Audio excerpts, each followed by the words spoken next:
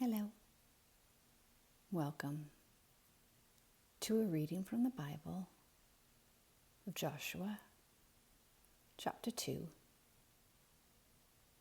Then Joshua, son of Nun, secretly sent 2 spies from Shittim. "Go look over the land," he said, "especially Jericho." So they went and entered the house of a prostitute named Rahab and stayed there. The king of Jericho was told, "Look, some of the Israelites have come here tonight to spy out the land." So the king of Jericho sent this message to Rahab: "Bring out the men who came to you and entered your house, because they have come to spy out the whole land." But the woman had taken the 2 men and hidden them. She said, "Yes, the men came to me, but I did not know where they had come from. At dusk, when it was time to close the city gate, they left. I don't know which way they went. Go after them quickly, you may catch up with them." But she had taken them up to the roof and hidden them under the stalks of flax she had laid out on the roof. So the men set out in pursuit of the spies on the road that leads to the fords of the Jordan.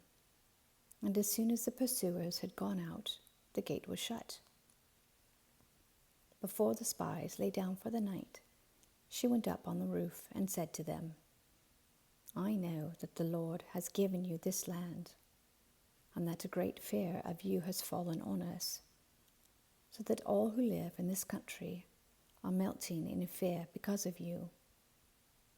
We have heard how the Lord dried up the water of the Red Sea for you when you came out of Egypt, and what you did to Sihon and Og, the 2 kings of the Amorites, east of the Jordan, whom you completely destroyed. When we heard of it, our hearts melted in fear, and everyone's courage failed because of you. For the Lord your God is God in heaven above and on the earth below.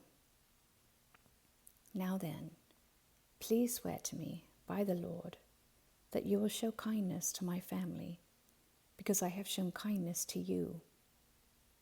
Give me a sure sign that you will spare the lives of my father and mother, my brothers and sisters, and all who belong to them, and that you will save us from death."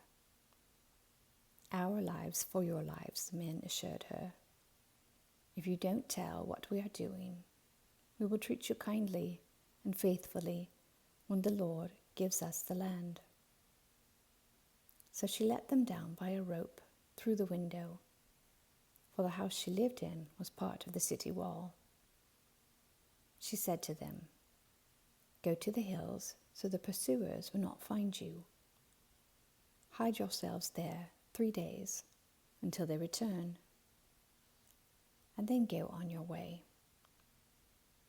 Now the men had said to her, "This oath you made us swear will not be binding on us unless, when we enter the land, you have tied the scarlet cord in the window through which you let us down, and unless you have brought your father and mother, your brothers, and all your family into your house.